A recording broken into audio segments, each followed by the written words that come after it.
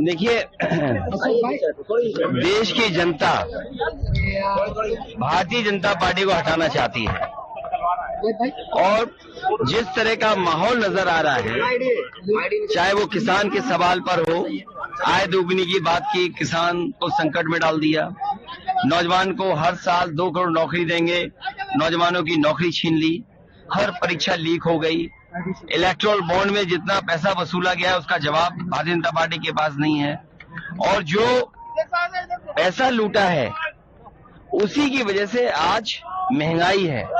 ये मुनाफा कमाने दे रहे हैं, जब किसी को मुनाफा ज्यादा कमाने देंगे तो महंगाई तो आ ही जाएगी। जहां तक सवाल हमारा संविधान का है, संविधान को बचाने के लिए सब दल एक हैं और संविधान हमारा अधिकार देता है कि सबको सम्मान मिले, सबको बराबर की नजर से देखा जाए। जो मसला आपने कहा है वो जानबूझ करके भारतीय जनता पार्टी इस सवाल को बहस में रखना चाहती, जिससे और मुद्दों पर बहस न हो।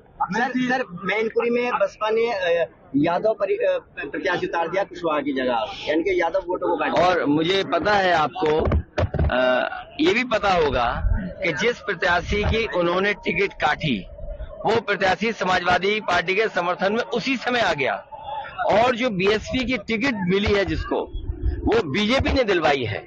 और मैं आपसे कहूंगा कि पत्रकार साथी, क्योंकि लखनऊ में भी आपके पत्रकार परिचित होंगे, मित्र होंगे, उनसे जानकारी हासिल करना कि किन मंत्रियों के घर पर बैठ करके क्या क्या सौदा होता था।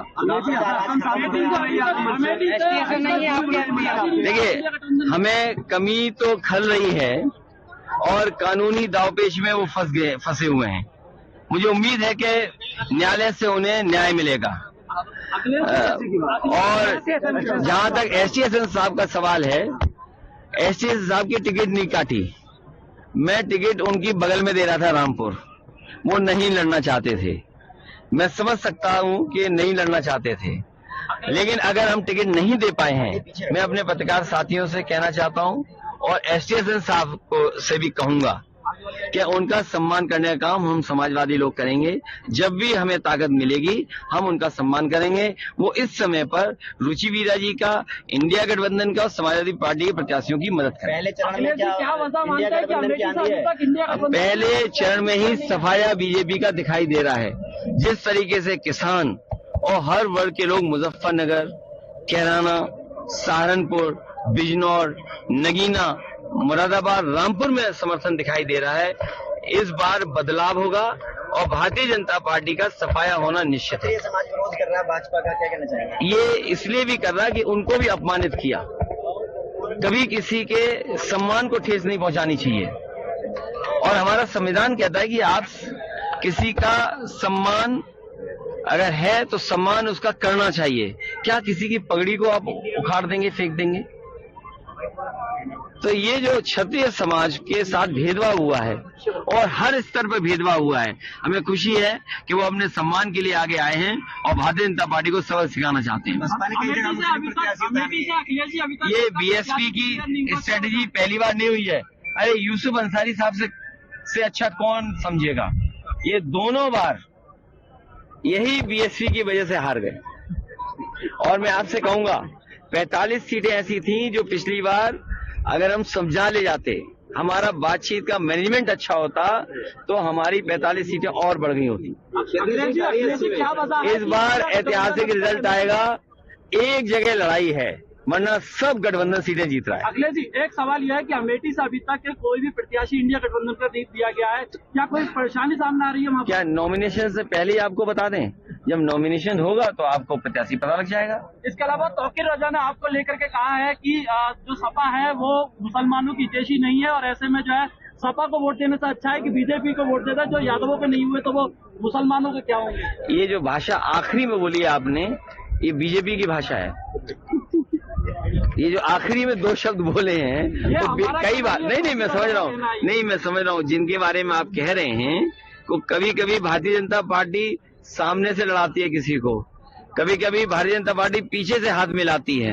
कभी कभी भारतीय जनता पार्टी कुछ लोगों को लिख के देती है कि यही बोलना है जाकर के। सर, जयंत चौधरी ने कहा कि वो इलेक्ट्रोल बॉन्ड जो है उसके नाम पे उगाही सब सरकारें करती हैं, चाहे राज्य सरकार हो।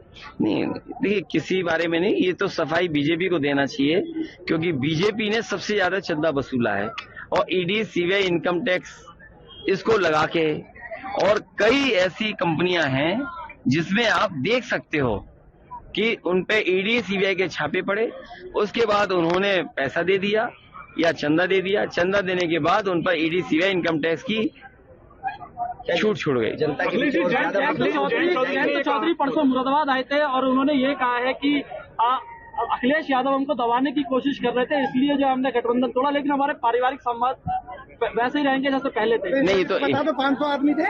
ये अच्छी बात है, जो हमारे संबंध है वो तो रहेंगे। और आपको ये भी पता होगा कि चौधरी चरण सिंह जी के नाम पर नेताजी ने डिग्री कॉलेज अपने सैफी में बनाया था, और आज विधानसभा के सामने जो प्रतिमा है चौधरी चरण सिंह जी की, वो भी नेताजी ने लगवाई थी, और भारत रत्न चौधरी चरण सिंह जी को दिया है। इसके लिए सभी को खुशी है, लेकिन बीजेपी ये बताए भारत रत्न दिया चौधरी चरण सिंह, लेकिन एमएसपी की जो मांग है, एमएसपी की मांग के लिए क्यों नहीं बीजेपी आगे आ रही है? जयंत जी कह रहे हैं आप दबाने का काम कर रहे थे, इसलिए मजबूरी। नहीं, हम किसी को दबाते नहीं, हम सबको आगे बढ़ाते हैं, और दवाए होते तो माइनस में सीट होती। सर, उन्होंने तो ये भी कह दिया था 1 रुपए का भाव लगाया था हमारा। नहीं, ऐसा नहीं, तुम समझ नहीं पाए बात को। अगर दबाया होता तो 0 से -1 होती, -2 होती, -3 होती।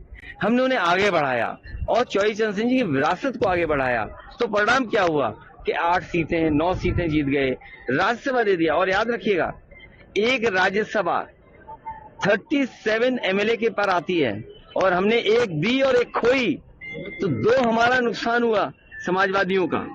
विश्वासघात हुआ। ये तो आप आकलन करिए क्या हुआ हमारे साथ। लोग अच्छा लग रहा है आपका ये कमाल वाला। ये इसलिए कि बुनकर भाइयों के कुर्ते से भी मुनाफा हो और गमछे से भी। 400 पार का नारा दे रही है, इसको लेकर वो 400 हार। और जो लोग जीत रहे होते वो किसी को जेल भेजेंगे, बताओ। यहाँ भी पुलिस आगे कर रहे हैं, ये पुलिस वालों को नहीं पता इनकी नौकरी 3 साल हो जाएगी।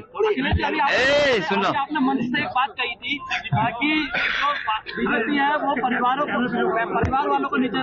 मैं दूसरी बात कह रहा हूँ, ये तो हमारे सब गरीब लड़के हैं, गांव के हैं, जो पुलिस में भर्ती हैं। अग्निवीर में भी गांव के ही बच्चे आते थे। बीजेपी नहीं चाहती कि गांव के परिवार के बच्चे आए फौज में, उनके परिवार की आर्थिक स्थिति बेहतर हो, समाज में उनका सम्मान बढ़े, इसीलिए उन्होंने अग्निवीर की है। अभी अग्निवीर की है, आउटसोर्स नौकरियां बढ़ा दी उन्होंने।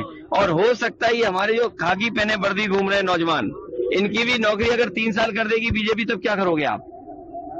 जैसे पेपर लीक किए, जानबूझ करके पेपर लीक किए, जिससे उन्हें नौकरी और आरक्षण न देना पड़े। कल को इन लड़कों के साथ हो गया 3 साल की नौकरी, तब क्या करोगे आप? क्या आपको पता था कि अग्निवीर 4 साल की नौकरी होगी? क्या इनको पता है कि इनकी 3 साल नौकरी नहीं होगी? तो ये भी मनी मन बीजेपी को हराएंगे। एक छोटा सा बस सवाल ये है हमारा कि अभी आपने मंच से बीजेपी की तरफ से जो वोट देने की मतलब जो टिकट देने की बात करी, वो परिवार वालों को ज्यादातर देने की बात करी, लेकिन वो आपके ऊपर परिवारवाद का आरोप लगा। नहीं, तो मैं ये कहना चाहता हूँ कि आज के दिन बीजेपी संकल्प ले कि किसी भी परिवार वाले को वो टिकट नहीं देंगे और किसी भी परिवार वाले से वोट मांगने नहीं जाएंगे। ये बात समझो।